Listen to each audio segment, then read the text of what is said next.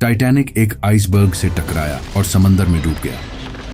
ये कहानी हम सभी जानते हैं, लेकिन क्या सच में यही पूरी सच्चाई है?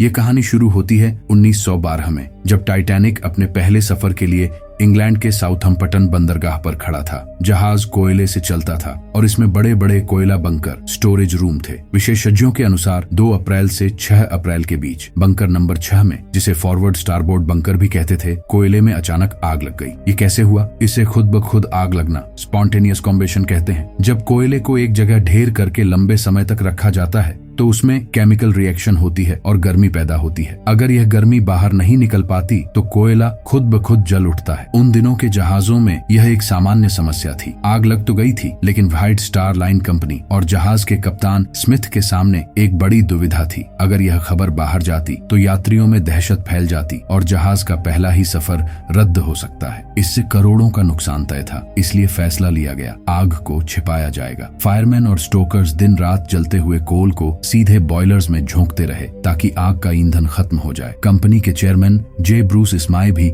इस पूरी स्थिति से वाकिफ थे, लेकिन यात्रियों को कुछ नहीं बताया गया। बाद में कुछ लोगों ने सिर्फ हल्की धुंध और कोल की गंध महसूस होने की बात कही, जिसे उन्होंने नॉर्मल समझ लिया। आधिकारिक तौर पर 13 अप्रैल की सुबह तक, यानी टक्कर से ठीक एक दिन पहले, आग पर काबू पा लिया गया था। लेकिन कहानी में ट्विस्ट यहीं आता है। कुछ विशेषज्ञों का मानना है कि आग ने जहाज के उस हिस्से को अंदर से कमजोर कर दिया था। 14 अप्रैल की रात जब टाइटैनिक आइसबर्ग से टकराया तो टक्कर ठीक उसी जगह के पीछे हुई जहां आग लगी थी, स्टारबोर्ड साइड में।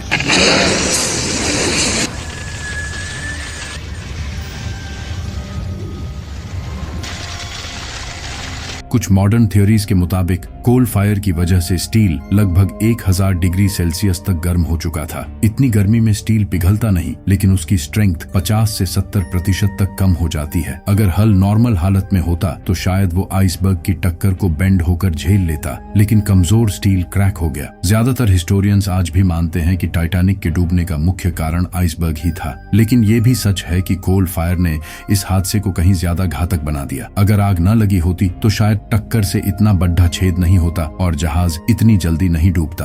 भले ही आधिकारिक तौर पर डूबने का कारण हिमखंड ही है, लेकिन आग एक महत्वपूर्ण कंट्रीब्यूटिंग फैक्टर थी जिसे लंबे समय तक छुपाया गया। यह कहानी लापरवाही, लालच और उस समय के जहाजों की खामियों को उजागर करती है। टाइटैनिक की आग की कहानी एक चेतावनी है कि सुरक्षा को कभी भी मुनाफे के ऊपर नहीं रखना चाहिए। दोस्तों, यह थी टाइटैनिक की उस छिपी हुई आग की पूरी कहानी। आपको यह जानकारी कैसी लगी? क्या आपको लगता है कि आग की वजह से ही जहाज डूबा? अगर आप टाइटैनिक से जुड़े और भी रोमांचक और अनसुने फैक्ट्स जानना चाहते हैं तो हमें कमेंट में लिखकर जरूर बताइए। और अगर आपको यह वीडियो पसंद आया तो इसे लाइक करें, शेयर करें और हमारे चैनल को सब्सक्राइब करना न भूलें। हम जल्द मिलेंगे एक और नई जानकारी के साथ।